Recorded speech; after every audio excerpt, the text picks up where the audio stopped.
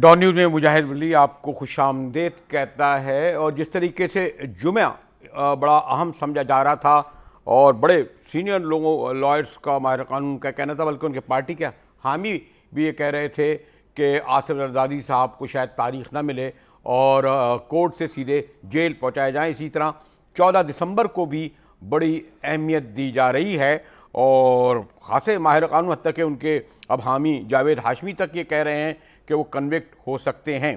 ایک اچھی بات یہ ہے کہ تو میں اپنے مہمانوں کا تعارف کراتا چلوں کہ مجھے علی احمد کرد صاحب نے جوائن کیا ہے. بلوچستان کی تحریک کے زمانے سے ان کی یاد اللہ، ان کی شعلہ بیانی، ان کے بال جھٹک کر گفتگو کرنا ایک اسٹائل بن گیا تھا، کلٹ بن گیا تھا ایک زمانے میں تو.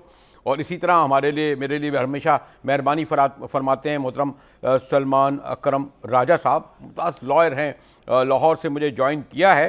اور میں اپنے معزز مہمانوں سے یہ درخواست کہوں گا کہ ایک اچھی بات یہ ہے کہ ایک تو عشق میں ناکامی ہوتی ہے تب لوگ شعر پڑھتے ہیں، کچھ جیل ویل میں بھی شعر فہمی بڑھ جاتی ہے، تو ہمارے شریف برادران کی شعر فہمی خاصی بڑھ گئی ہے. شہباز شریف صاحب دیکھتے ہیں پڑھتے ہیں غالب صاحب کا میں نہیں مانتا میں نہیں جانتا، اور ابھی میاں صاحب نے اس دن پہ شعر پڑھا کہ جو ہم پہ گزری سو گزری مگر شب ہجراں ہمارے عشق تیری آنکھ پر سوار چلے. لیکن راجہ صاحب میرے خیال میں انہیں اب تو شاید کہیں ایسا نہ ہو کہ کل شعر پڑھ رہے ہوں کہ جو کوئے یار سے نکلے تو سوئے دار چلے، کچھ میرے منہ میں خاک کر میں نے کہا لائٹر وے میں. تو کیا خیال ہے، پہلے کرد صاحب سے نہیں معلوم کیا جائے ماہر قانون سے کہ کیوں اتنا بلڈ کر دیا ہائی پہ؟ جی راجہ صاحب. مجاہد صاحب السلام علیکم سر. ہاں جی آپ کے پروگرام میں بیٹھ کے بات کرنے اس کی بڑی خوشی ہو رہی ہے جناب. آپ نے شعر و شاعری کی بات کی کہ میاں صاحب نے شعر پڑھا، تو میں کہتا ہوں یہ روایت تو سیاست میں ایک تو حبیب جالب صاحب وہ تو ٹھیک ہے جلسوں کی جو ہے رونق ہوتے تھے اور ان کی آواز میں ایک ترنم تھا، ایک جوش تھا، ایک جذبہ تھا، اور جب وہ اپنی نظمیں پڑھتے تھے تو لاکھوں اور ہزاروں کے مجمع میں جو ہے طاقت اور قوت آ جاتی تھی اور ایک جذبہ. تو اس کے علاوہ پھر شہباز شریف صاحب وہ تو جلسوں میں پڑھتے تھے. مگر یہ روایت جو ڈالی ہے یہ ہمارے سپریم کورٹ نے ڈالی ہے. سپریم کورٹ نے اپنے پاناما کے حوالے سے جو فیصلے میں انہوں نے جس شعر کو آخر میں ان کا ذکر کیا تھا اور شعر پڑھا تھا، تو میں سمجھتا ہوں اسی روایت کو لے کر ابھی میاں صاحب بھی عدالت میں کھڑے ہو کر انہوں نے بھی جو ہے یہ شعر پڑھا ہے. اچھا کیا کریں، میں یہ سمجھتا ہوں پتہ نہیں کیا پڑھا شعر، میں تو شعر ہی بھول گیا، پتہ نہیں کیا. وہ کھوسا صاحب بھی بڑے شعر پڑھتے تھے، اس سے پہلے بھی. یہ اچھی بات ہے ویسے. جی میں وہی عرض کر رہا تھا نا کہ کھوسو صاحب نے اپنے ججمنٹ میں شعر کا ذکر کیا تھا، شعر و شاعری کی تھی، تو میاں صاحب بھی اسی حوالے سے کر رہے ہیں. چلو شعر و شاعری تو ایک اچھی چیز ہے، مگر جس طرح ملک کے حالات جا رہے ہیں اور جس طرح میں سمجھتا ہوں کہ کسی بھی عدالت کے حوالے سے اس کے فیصلے کے آنے سے پہلے اگر لوگ رائے دینا شروع کر دیں کہ کنوکٹ ہو سکتا ہے یا سزا ہو سکتی ہے یا جیل جا سکتے ہیں، تو میں سمجھتا ہوں کہ یہ عدالتوں کے لیے، ہمارے جوڈیشل سسٹم کے لیے یہ اچھی بات نہیں ہے. جب لوگ رائے دینا شروع کرتے ہیں اور ان کو پتہ ہوتا کہ سزا ہو رہی ہے، تو اس کا مطلب ہمارا جوڈیشل سسٹم کمزور ہے اور لوگوں کو پتہ ہے کہ عدالتوں کا وجود اس وقت صرف لوگوں کو سزا دینے کے لیے. جی راجہ صاحب، ویسے یہ بات تو خیر ایک تو یہ ہم لوگ ایک زمانے میں سنا کرتے تھے کہ وہ جو ہے نا کہ اخبار بھی نہیں پڑھتے، ٹی وی بھی نہیں پڑھتے، تقریبوں میں بھی جج حضرات نہیں جاتے. اب تو وہ بول رہے ہوتے ہیں، ہم لوگ پٹیاں چلا رہے ہوتے ہیں. آپ لوگ بھی ابھی نکلتے نہیں ہیں سپریم کورٹ سے کہ 12 مائک سامنے دھرے ہوتے ہیں اور جو دلائل اندر دیے جاتے ہیں وہی استغاثہ کی طرف سے، وہی پھر صفائی کے وکیل دے رہے ہوتے ہیں. اب تو ایسا لگتا ہے کہ سب یہ اس کو میڈیا ٹرائل کہہ دیا گیا ہے. اور خیر وہ شعر ویر کا تو میں نے ایسے ہی ذکر کرا تھا، میں نے پہلے بھی کہہ دیا میرے منہ میں خاک کے میاں صاحب کوئے یار سے سوئے دار جائیں، یعنی جیل کی طرف جائیں. لیکن یہ ہاشمی صاحب یا یہ جو لوگ تبصرہ کرنے لگے ہیں پہلے ہی سے، جیسے زرداری صاحب کے لیے ہونے لگا تھا راجہ صاحب کہ جمعے کے دن، تو کیا آپ کے خیال میں یہ ہمارے کچھ اس پہ پابندی لگ سکتی ہے، کچھ کہا جا سکتا ہے کہ نہیں بھائی اس طرح مت کرو اس طرح؟ راجہ صاحب.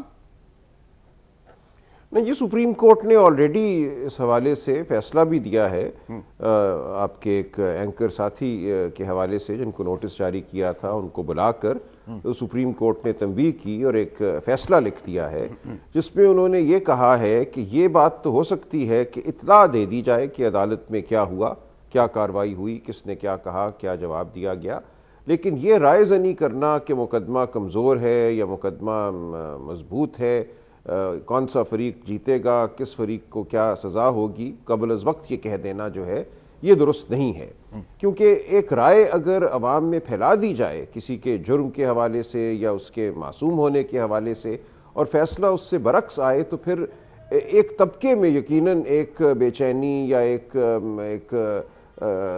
کنفیوژن جو ہے وہ پیدا ہو سکتی ہے۔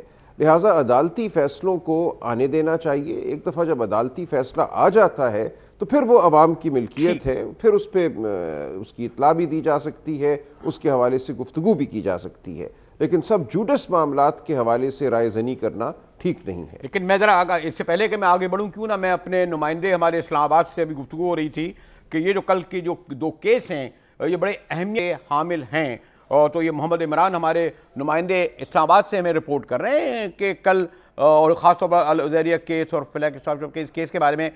جی عمران، اس کیس کے حوالے سے کیوں اتنی زیادہ افواہیں گردش کر رہی ہیں کہ اس میں میں نے جیسے کہا کہ کہنا نہیں چاہیے کہ کنوکٹ ہوں گے؟ عمران جی مجاہد صاحب، کل شریف خاندان کے لیے ایک اہم دن ہے، کیونکہ احتساب عدالت کے جج ارشد ملک کل العزیزیہ اور فلیگ شپ ریفرنس کا فیصلہ سنانے جا رہے ہیں۔ یہ ریفرنسز 8 سپتمبر 2017 کو نیب کی جانب سے دائر کیے گئے تھے۔ مجموعی طور پر یہ 3 ریفرنسز تھے، جس میں ایون فیلڈ ریفرنس، العزیزیہ ریفرنس اور فلیگ شپ ریفرنس شامل تھا۔ تاہم 6 جولائی 2018 کو ایون فیلڈ ریفرنس کا فیصلہ سنائے جانے کے بعد یہ جو بقیہ دو ریفرنس تھے یہ جج ارشد ملک کو منتقل ہو گئے تھے، اور انہوں نے 19 دسمبر کو ان دونوں ریفرنسز پر ٹرائل مکمل کرنے کے بعد فیصلہ محفوظ کیا ہے۔ اگر ہم بات کر لیں چارج شیٹ کی، تو دونوں ریفرنسز میں جو چارج شیٹ ہے وہ سیم ہے، اور دونوں ہی ریفرنسز میں نیب آرڈیننس کی سیکشن 9A5 اور 12 کو چارج شیٹ میں شامل کیا گیا ہے۔ الزام یہ ہے کہ نواز شریف نے بے نامی داروں کے نام پر جائیداد بنائی ہے۔ ایک طرف العزیزیہ سٹیل مل ہے جو کہ 2001 میں جدہ میں قائم کی گئی، اور دوسری طرف فلیگ شپ انویسٹمنٹ لمیٹڈ ہے جو کہ حسن نواز کی جانب سے قائم کی گئی 2001 میں، اور یہ وہ پیریڈ ہے جب شریف خاندان کو جلا وطن کیا گیا، تو اس کے تقریباً 5 سے 6 ماہ کے دوران یہ دونوں کمپنیاں قائم کی گئیں۔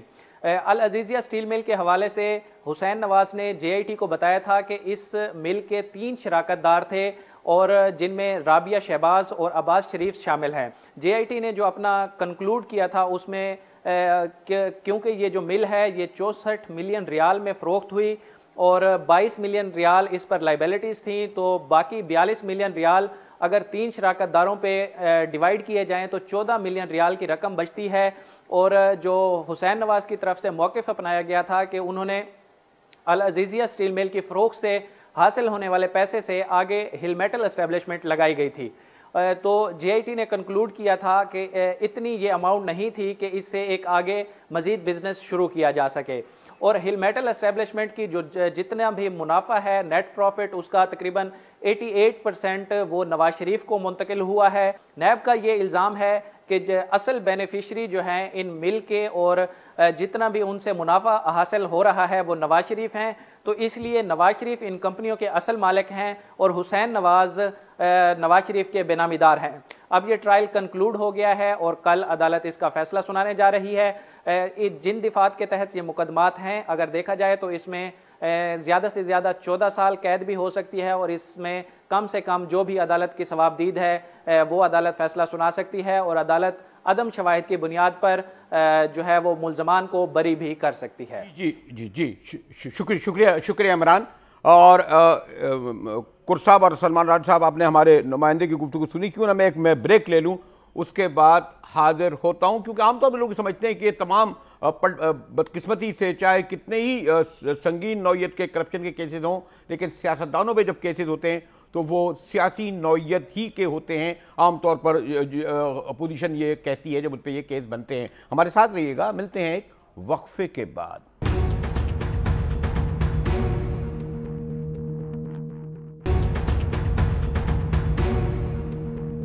ایک بار پھر مجاہد ولی آپ کو خوش آمدید کہتا ہے. میرے ساتھ محترم علی احمد کرد صاحب, بڑے پائے کے وکیل, پہلے سپریم کورٹ کے بار کے پریزیڈنٹ رہے, اسی طرح ہمارے سلمان اکرم راجہ صاحب بھی. کرد صاحب, ایک زمانہ تھا, میں نے ابھی ایک دن پہلے بھی یہ سوال اٹھایا تھا کہ پہلے پولیٹیشینز پہ پولیٹیکل کیسز بنتے تھے. غفار خان آپ کے زمان, عبدالصمد اچکزئی, ولی خان, بدنجو, مینگل, مری, پنڈی سازش کیس سمجھے تھے سیاسی قیدی. بعد میں بھٹو صاحب کا حیدرآباد سازش کیس آیا.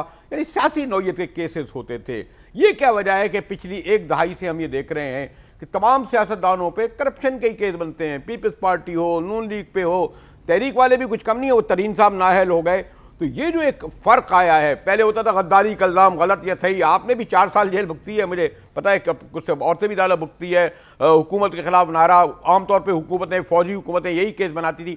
اب کیسز جو ہیں سیاستدانوں پہ, میں نے کہا 99% یہی کیسز بنتے ہیں. اس کا مطلب یہ کہ کچھ نہ کچھ حقیقت تو کرد صاحب ہوتی ہی ہوگی نا. یہ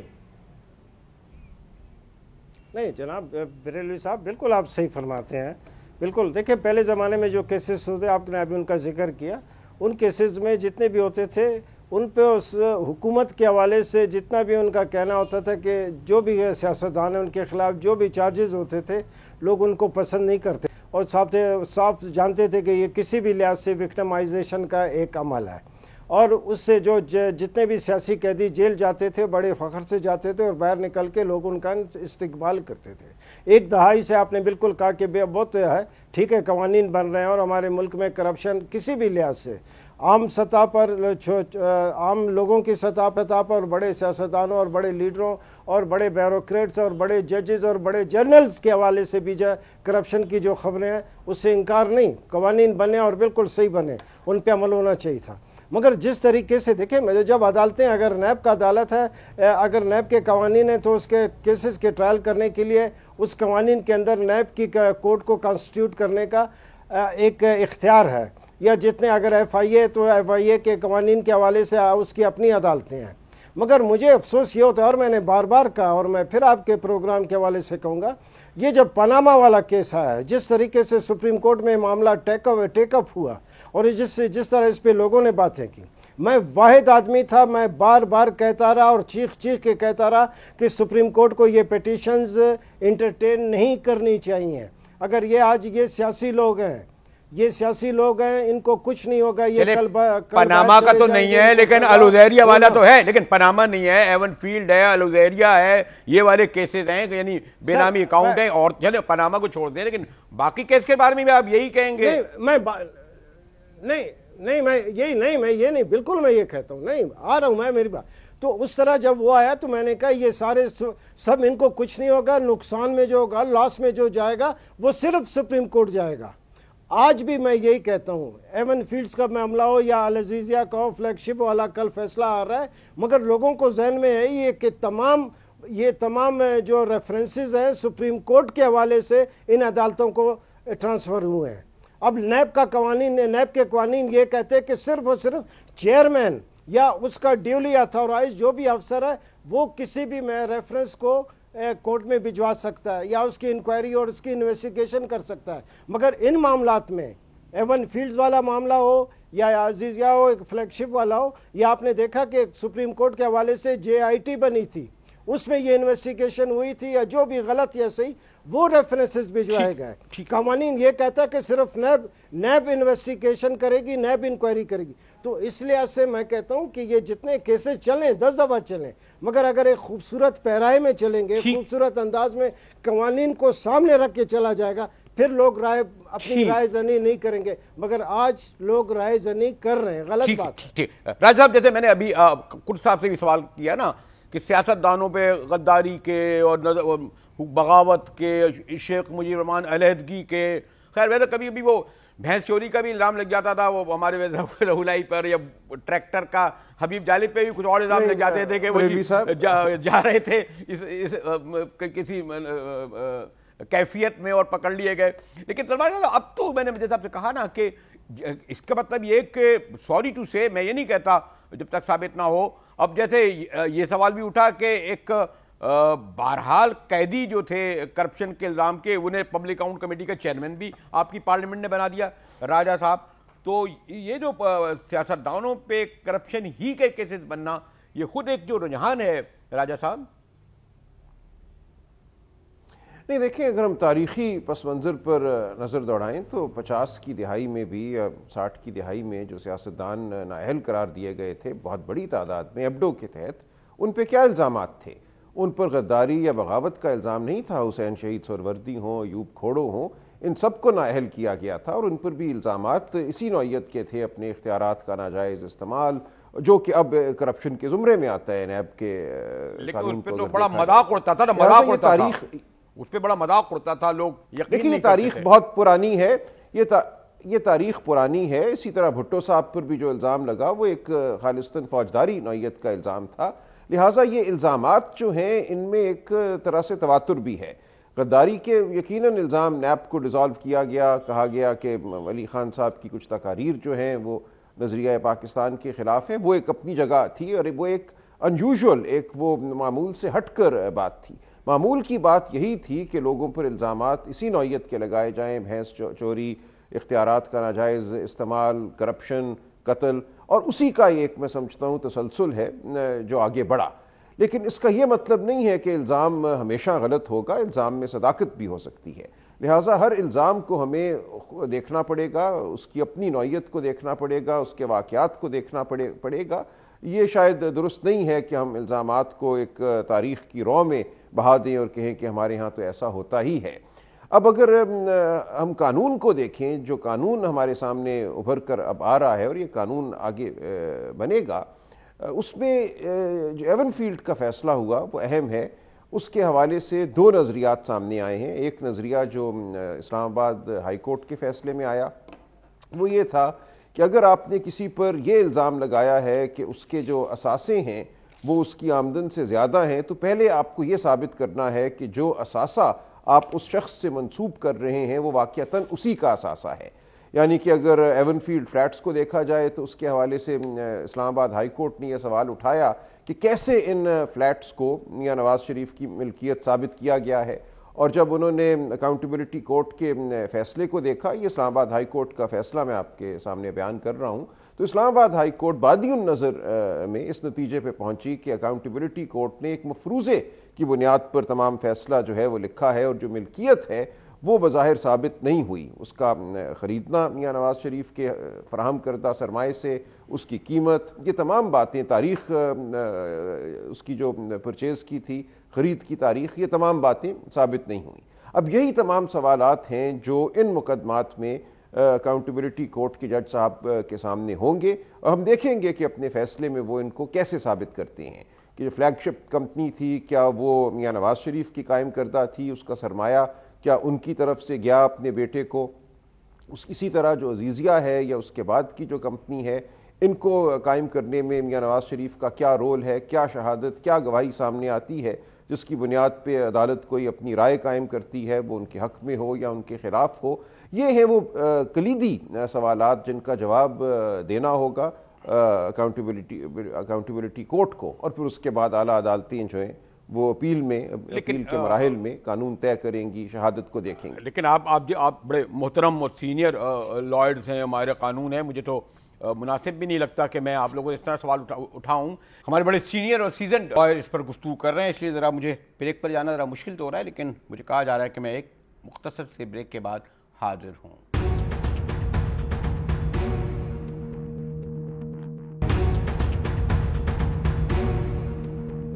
ڈان نیوز میں ایک بار پھر مجاہد ویلی آپ کو خوش آمدید کہتا ہے، اور میں عموماً پہلے ہی سے ہی کہہ دیتا ہوں، چاہے معیشت ہو یا خاص طور پہ اس طرح کے قانونی جو ہیں الجھنے سلجھنے ہوں، اس پر سوال کرتے ہوئے بھی جھجک ہوتی ہے کہ یہ وکلا جو جس پائے کے یہاں بیٹھے ہیں وہ کہیں گے جناب آپ اچھا خیر.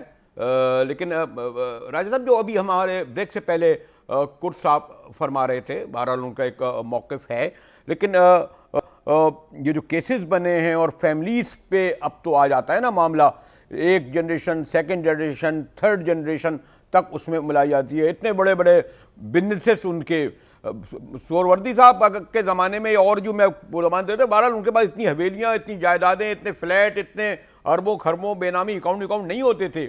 سب جانتے تھے کہ زیادہ تر اس کی نوعیت سیاسی نوعیت کی ہے. جب ایوب خان کے دور میں یہ کیسز بنتے تھے, میں جسٹیفائی نہیں کر رہا کہ جو اگر یہ جو کرپشن کے الزام کیس بن رہے ہیں, لیکن اس پہلو سے بہرحال ہمارے سیاستدانوں کا جو شہرہ یا شہرت ہے وہ اب اس حوالے سے زیادہ ہو گئی ہے نا. اس بات پہ نہیں ہوتی کہ وہ آمریت کے مخالف ہیں یا آزادی اظہار کے ہیں. پھر پارلیمنٹ کا رول بھی آپ کے سامنے ہے راجہ صاحب. جی درست بات ہے. دیکھیں ہوا تو یہی ہے نا کہ ہم ایک طرح سے ایک تبدیلی کے عمل سے گزرے ہیں, اس کو آپ ارتقا بھی کہہ سکتے ہیں. ایک زمانہ تھا کہ سیاست زمینداروں کے ہاتھ میں تھی, اس کے بعد سیاست میں بزنس طبقات کے لوگ شامل ہوئے, کسی حد تک مڈل کلاس یا اپر مڈل کلاس کے لوگ بھی شامل ہوئے, ایم کیو ایم کی شکل میں ہو یا جماعت اسلامی کی شکل میں ہو, تو ایک ارتقا تو یقیناً ہوا نا. اب چونکہ سیاست میں وہ لوگ موجود ہیں جن کا پس منظر جو ہے وہ کاروباری ہے, تو ظاہر الزامات کی نوعیت بھی اس حساب سے تبدیل ہوئی ہے. جب تک پس منظر زمیندارانہ تھا یا فیوڈل آپ کہہ لیں, تو ان پر مقدمے اور نوعیت کے بن سکتے تھے, زمین پہ قبضہ کرنا یا پانی اپنے حق سے زیادہ استعمال کرنا وغیرہ وغیرہ. تو یہ تو ایک جو سماجی صورتحال ہوتی ہے کسی بھی دور میں, اور اسی کا حصہ ہے سیاست, تو اس کے حوالے سے الزام بھی لگیں گے, اور جو اگر کوئی جرم ہے تو وہ بھی ہوگا. تو یہ کوئی بہت اچنبے کی بات نہیں ہے کہ 50 کی دہائی اور آج کے دور میں لگنے والے الزامات یا جو سیاستدانوں کا ایک پس منظر ہے اس میں ایک چونکہ فرق آیا ہے, تو الزامات میں بھی فرق آنا بنتا ہے. ایک تو یہ بات ہوئی. جی جی جی فرمائیے. جی فرمائیے. جی راجہ صاحب آپ کا سوال ذرا آ جائے. میں پھر میں پھر یہ کہوں گا کہ پھر کچھ لوگ یہ بھی کہتے ہیں کہ آپ کی عدالتوں میں 18 لاکھ یعنی کسی نے 500 روپے کی چوری کی ہے تو 6 مہینے سے بھگت رہا ہے, کسی نے سائیکل چوری کر لی, بیڑ کی چوری, جیلوں میں ٹرائل ہی چلے جا رہے ہیں برسوں. اور بے شمار کیسز میں ابھی میں نے یہ سنا پڑھا بھی کہیں کہ 12 سال تک وہ تھا, سزائے موت کے کال کوٹری میں رہا کر دیا گیا, برا کر دیا گیا.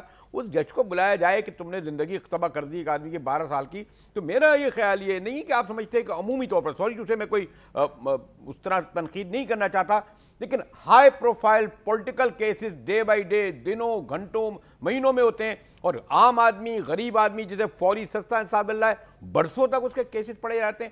یہ بھی پہلو سے بھی تو دیکھا جائے نا راجہ صاحب. پھر میں کرتا صاحب سے لوں بات. نہیں بالکل درست آپ نے فرمایا کہ یہ بالکل ایک تفاوت موجود ہے.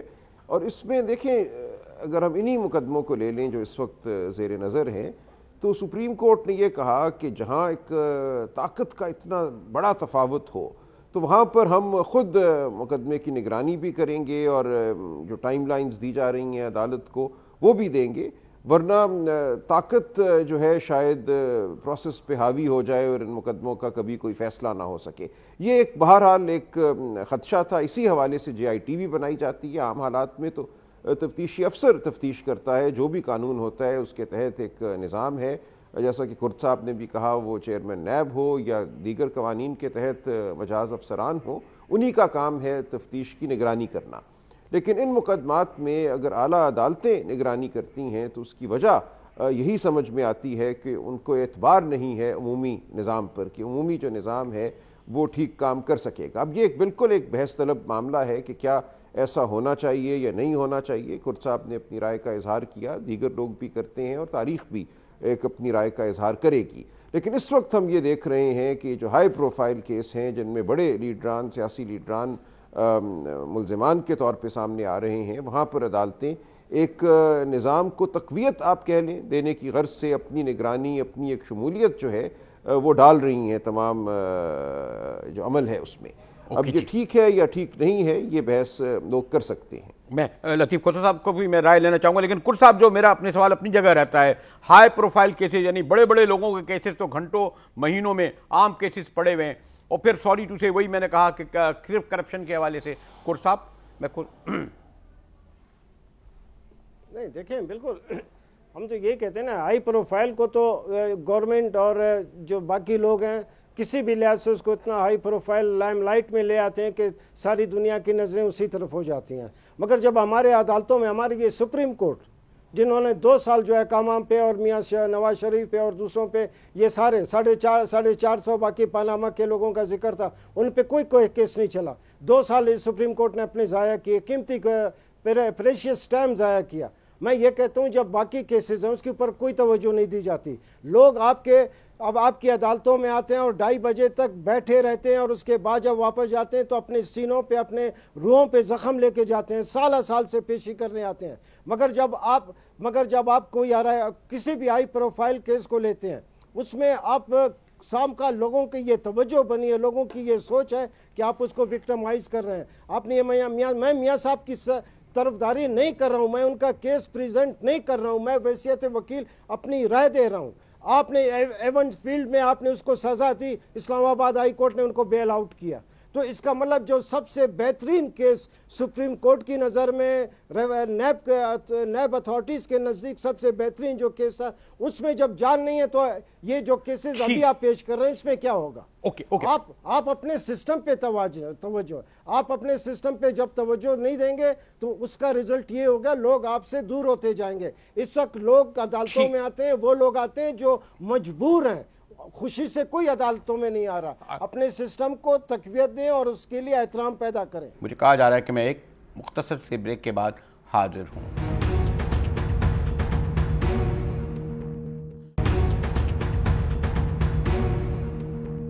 ڈان نیوز میں مجاہد بیرلی آپ کو خوش آمدید کہتا ہے اور گفتگو کل ہونے والے اہم ترین کیس کے بارے میں ہو رہی ہے. بڑے سینئر لائر ہیں، بڑے پنجاب کے گورنر بھی رہے لطیف کھوسہ صاحب. ہمارے علی احمد کوٹ سلمان راجہ صاحب سے جو میں گفتگو کر رہا تھا اس میں ایک تو خیر میں نے یہی سوال اٹھایا کہ اب بیشتر سیاستدانوں پہ کرپشن کے کیسز بنتے ہیں. پہلے پولیٹیکل کیس بنتے تھے، غداری کے، نظیر پاکستان کے، غلط یا صحیح.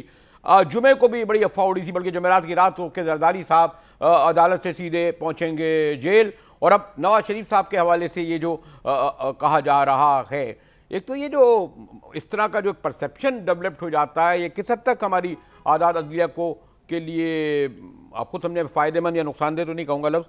کھوسہ صاحب دیکھیے، میں کراچی عدالت میں ہی تھا جس وقت یہ بہت افواہیں گردش کر رہی تھیں، لیکن مجھے سمجھ نہیں آتا ہے. ہم تو عدالت میں گئے اور پروسیکیوشن کی جانب سے ہی تاریخ کی استدعا کی گئی اور 5 منٹ یا 10 منٹ بھی بمشکل سے عدالت میں سماعت کی اور پھر تاریخ دے دی.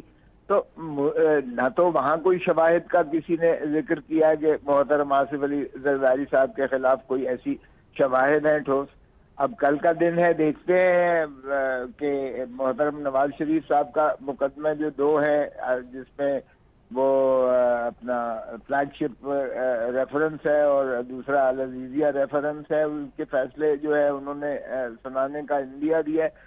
اور اس میں بھی ساری جو کچھ ہائپ کریٹ کی گئی ہے کہ جی سارے راستے بند ہوں گے اور خاص سیکیورٹی الرٹ کر دیا گیا ہے اور پہلے ہی سے ایسا عندیہ دے دیا ہے جیسے ان کو اڈیالہ جیل ہی جانا ٹھہر چکا ہے.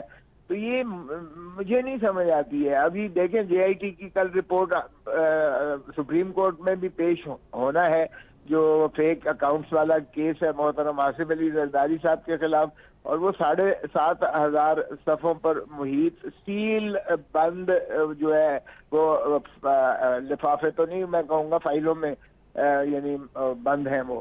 اور ابھی سے ہی اس سے پہلے ہی حکومتی اکابرین نے کہنا شروع کر دیا اور ان کے جو معاون خصوصی تھے وہ ساتھ بیٹھ کے جے آئی ٹی کے، اور پھر اس کے بعد یہ بھی بتا دیا گیا اتنے صفحے ہیں، یہ بھی بتا دیا گیا اتنے والیوم ہیں، یہ بھی بتا دیا گیا کہ یہ جو ہے 2 انہوں نے سفارشات کی ہیں کہ کچھ تو انہوں نے کہا ایف آئی اے کے بینکنگ کورٹس میں جائیں اور کچھ معاملات جو ہیں انہوں نے کہا کہ یہ چلے جائیں گے نیب کے پاس چلے جائیں گے.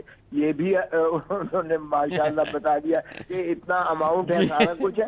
تو یہ پھر کیسی سیل بند آپ نے یہ جو ہے سفارشات سپریم کورٹ کو بھیجی ہیں جو حکومتی اکابرین کے تو علم میں ہے لیکن جو متاثرین ہیں ان کو کوئی پتہ نہیں ہے. اب میں ان کا وکیل ہوں، مجھے کوئی پتہ نہیں ہے کہ کیا ہے. مجھے آپ کے چینلز کے توسط سے پتہ چل رہا ہے اور وہ بھی اللہ یہ کہہ رہے اگر اس طرح کا آپ نے انصاف کرنا ہے اور اگر اس طرح کے آپ نے جو ہے یہ کیس بنانے ہیں تو پھر کرد صاحب بالکل 100% صحیح کہہ رہے ہیں. اپنا سلمان راجہ صاحب بھی ٹھیک کہہ رہے ہیں، اگرچہ وہ ذرا تھوڑا ان کا اپنا انداز ہے دھیما پن بات کرنے کا، لیکن میں سمجھتا ہوں کہ اس سے کوئی نہ تو نظام کا کوئی فائدہ مقصود ہے اور نہ ہی اس پر جو ہے عوام کی جو ہے اعتماد جو ہے ہو پائے گا. چلے اب جو راجہ صاحب تو اتنا ہی وقت ہے، آپ ہی کنکلوڈ کر دیں. اب کھوسا صاحب نے جو اپنی آبزرویشن دی ہے اس روشنی میں ہم یہ سمجھنا ہے کہ اوور آل جو ایک سمجھا جاتا تھا، کرد صاحب نے تو بڑی لڑائی لڑی نا 14 کورٹوں کے بعد، تو کہتے تھے اس صدی کی سب سے بڑی تحریک، اب تمام عدلیہ آزاد، 12 بینچیں آزاد، وقار میں اضافہ ہو گیا. تو ہم یہ جو سب جو گفتگو ہو رہی ہے اس کی روشنی میں ہم یہ سمجھیں کہ اوور آل پاکستانی عدلیہ کے بارے میں لوگوں کے آپ بھی ماشاءاللہ بڑے تجربہ کار ہیں اور اس کیس کو بھی سامنے رکھیں، تو کس طرح دیکھیں لوگوں کا اعتماد کم ہو رہا ہے یا اس حوالے سے بالکل کنکلوڈنگ ورڈ محترم سلمان راجہ صاحب؟ دیکھیں یہ تو میں نہیں کہہ سکتا کہ کم ہو رہے یا زیادہ ہو رہے، وہ گیلپ والے سروے کرتے ہیں وہ کریں، لیکن عمومی بات یہ ہے کہ عدالت جس حد تک نظر آئے کہ مقدمے کی جو زیات سے دور ہے اعلیٰ عدالتیں، اور جو ٹرائل کورٹس ہیں اور جو تفتیشی نظام ہے اس کو بلا خوف و خطر کام کرنے دیا جا رہا ہے، تو اتنا ہی ہمارے نظام کے لیے اچھا ہوگا. اور کرد صاحب جو راجہ صاحب نے کہا، کھوسا صاحب نے کہا، تو اوور آل میں نے کہا نا آپ لوگوں نے بڑی طویل اسٹرگل کری تھی باروں اور بینچوں نے، لیکن معاملہ لگ رہا ہے سوری ٹو سے اب تو خیر تھوڑی بہت آپ لوگ کبھی کبھی شرمندہ بھی نظر آتے ہیں. ہمارے 14 اعتراض ہوئے، آپ لوگ ہوئے اس بات پہ. کرد صاحب نہیں دیکھیں ہم نے بڑی نیک نیتی اور ایمانداری سے کی، اور خدا گواہ پی سی اور ججز کو اور عدالتوں کو بہت بڑا احترام، بہت بڑا رسپیکٹ اور تقدس ملا. مگر اب سارے پاکستان کے وکیلوں کی ہم سب کی ایک رائے ہے، اور لوگ چاہتے ہیں، لوگ بھی کہتے ہیں کہ اب مزید، حالانکہ عدالتیں کہتی ہیں کہ وہ آزاد ہیں، مگر لوگ اور وکیلوں کی خواہش یہ ہے کہ ایک دفعہ پھر ان عدالتوں کو اور آزاد کرنے کے لیے، آزادی دلانے کے لیے ایک تحریک چلانی. کرد صاحب معاف کر دیجئے، بہت اس تحریک کے نتیجے میں اتنا بھگتنا آپ کو پڑھنا اب سے آگے ایک اور آپ کریں گے تو آپ رحم کریں. میں نے خیر رعایت لے لی آپ نے کرد صاحب. میں اپنے تینوں مہمانوں کا شکریہ ادا کرتے ہوئے آپ سے اجازت لیتا ہوں. اور جیسے میں نے کہا کہ جس طریقے سے جمعے کو جو ہائپ کریٹ ہوئی تھی کہ زرداری صاحب کے حوالے سے، اس طرح 14 دسمبر کے بارے میں اب جس میں 12 ہی گھنٹے رہتے ہوں گے کہ کیا فیصلہ آنے والا ہے. ڈاؤن نیوز سے مجاہد بریلوی کو اجازت دیجیے، اور میں نے کہا نا ساری نظریں کل اسلام آباد کی طرف.